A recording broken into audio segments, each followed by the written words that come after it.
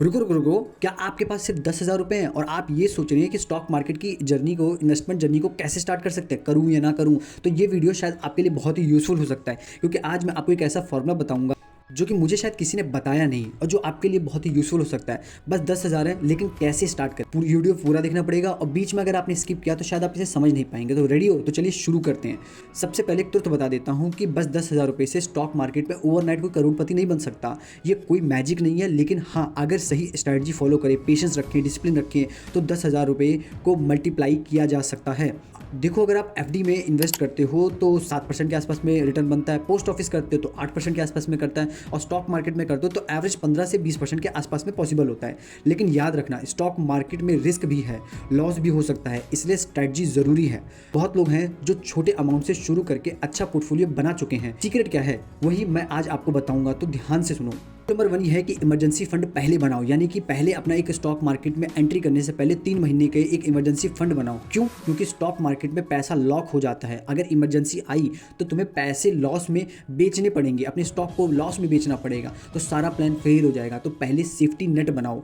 Rule number 2 हो जाता है आपका कि अगर अपना रिस्क समझो, आपका जिस हिसाब से रिस्क है, क्योंकि हर इंसान जिस तरीके से डिफरेंट होता है उसी तरीके से कोई ज़्यादा रिस्क ले सकता है, कोई कम रिस्क ले सकता है। तुम अपने आप से पूछो कि अगर 10,000 रुपये में से 5,000 रुपये का नुकसान हो गया तो तुम्हारी नींद उड़ जाएगी या नहीं? हाँ, यदि हाँ है तो रिस्क मत लो, और अगर सेफ इंस्ट्रूमेंट चूज करो। नंबर 3, टाइम हॉरिजॉन डिसाइड करो। ये 10,000 रुपये कितने टाइम के लिए इन्वेस्ट कर रहे हो, ये मैटर करता है। 1 साल, 3 साल, 10 साल, 5 साल, ये बहुत बड़ा मैटर है। तो टाइम हॉरिजॉन से स्ट्रैटेजी डिसाइड होगी। शॉर्ट टर्म कम रिस्क होगा, लॉन्ग टर्म थोड़ा ज़्यादा रिस्क ले सकते हो। नंबर 4 हो जाता है एजुकेशन इन्वेस्टमेंट। सबसे पहले सीखो फिर इन्वेस्ट करो। पहले बुक पढ़ो, वीडियो देखो, ब्लॉग्स पढ़ो, स्टॉक मार्केट कैसे काम करता है इसको समझो, टर्म समझो, पीई रेशो क्या होता है, मार्केट कैप क्या होता है, डिविडेंड क्या होता है। जितना सीखोगे उतना बेटर डिसीजन लोगे। एंड रूल नंबर 5 ये कहता है कि इमोशन कंट्रोल करो। ये सबसे मुश्किल रूल है। मार्केट गिर रहा है, पैनिक मत करो। मार्केट बढ़ रहा है, ग्रीडी मत बनो, डिसिप्लिन रखो और उस पर टाइक रहो। इमोशन ने बहुत लोगों को बर्बाद किया, तुम मत बनो उनमें से एक। इन्वेस्टमेंट स्ट्रेटजी की बात करें तो अब आते हैं कि स्ट्रेटजी पर 10,000 के साथ क्या कर सकते हो। मैं 3 स्ट्रेटजी बताऊंगा, अपने लिए बेस्ट चूज करना। पहली स्ट्रेटजी का नाम है कंजर्वेटिव अप्रोच। ये सेफ प्लेयर के लिए है। बस 10,000 को डिवाइड करो, 5,000 इंडेक्स फंड में, 3,000 रुपये लार्ज कैप म्यूचुअल फंड में और बस 2,000 रुपये लिक्विड फंड में रखो इमरजेंसी के लिए।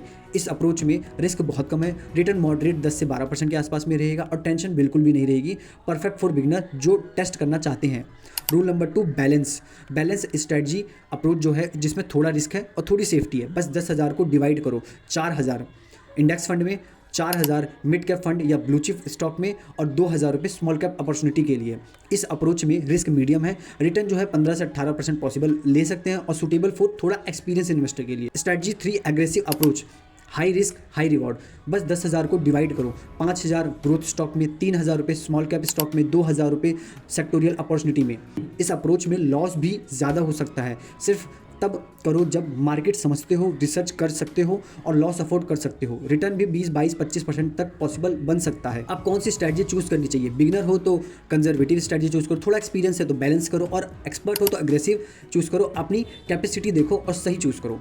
क्या करना है एक एक करके। सबसे पहले आपको डॉक्यूमेंट रेडी करने हैं। तुम्हारा चाहिए PAN card, Aadhaar card, bank account, email ID, mobile number, ये सब रेडी रखो। स्टेप 2, डीमेट अकाउंट ओपन करो। और बिना डीमेट अकाउंट के आप स्टॉक मार्केट में इन्वेस्ट नहीं कर सकते। Zerodha grow, Upstox angel, ICICI direct, कोई भी सेबी रजिस्टर्ड ब्रोकर को चूज करो। स्टेप 3, केवाईसी कंप्लीट करो, अकाउंट खोल जाओ और केवाईसी कंप्लीट होने के बाद आधार पैन लिंक करो। ये सब ऑनलाइन हो जाता है, 1 से 2 दिन के अंदर आपका अकाउंट ओपन हो जाएगा। सेकंड, मार्केट रिसर्च करो, क्योंकि अकाउंट खुल चुका है मतलब इन्वेस्ट करो नहीं, पहले रिसर्च करो। देखो कि कौन सा सेक्टर अच्छे हैं, कंपनी की फंडामेंटल देखो, मार्केट कंडीशन देखो, न्यूज़ अपडेटेड रहो। 2-3 हफ्ते रिसर्च में लगा दो। स्टेप 5 हो जाएगा कि स्मॉल, पहले छोटा इन्वेस्ट करो। पूरे 10,000 एक साथ मत लगाओ, पहले 2-3 हज़ार रुपये टेस्ट करो, समझो कैसे काम हो रहा है, कॉन्फिडेंस आएगा फिर बाकी लगाओ। स्टेप 6, एसआईपी स्टार्ट करो। लमसम से बेटर है SIP, systematic investment plan, monthly fix amount. 10,000 एक साथ देने से बेटर है कि 2-2 हज़ार 5 महीने के लिए इन्वेस्ट करो, या 1-1 हज़ार हर महीने इन्वेस्ट करो। ये ज़्यादा सेफ और स्मार्ट है। स्टेप 7 हो जाता है ट्रैक करो रेगुलरली। इन्वेस्टमेंट कर दिया है मतलब भूल मत जाओ, मंथली एक बार जरूर चेक करो, परफॉर्मेंस देखो, लेकिन डेली मत चेक करो। डेली देखोगे तो टेंशन बढ़ेगी, वीकली या मंथली इनफ है। एंड स्टेप 8, बैलेंस करो। साल में 1-2 बार पोर्टफोलियो रिव्यू करो। स्टॉक अच्छे परफॉर्म कर रहे होंगे, कुछ खराब, एडजस्ट करो अकॉर्डिंगली और रीबैलेंसिंग करते रहो। इंपॉर्टेंट है कि लॉन्ग टर्म सक्सेस के लिए। सो इस तरीके से आप अपनी स्टॉक मार्केट की जर्नी को स्टार्ट कर सकते हो और अपनी रिस्क के हिसाब से, अपने माइंडसेट के हिसाब से आप अपना कंजर्वेटिव अप्रोच हो गया, अपना एग्रेसिव हो गया, अपना बैलेंस हो गया, ये कोई भी स्ट्रेटजी यूज़ कर सकते हो, अपनी इनिशियल मार्केट की जर्नी को स्टार्ट कर सकते हो। और बाकी ऐसी और वीडियो के लिए हमारे चैनल को सब्सक्राइब करो।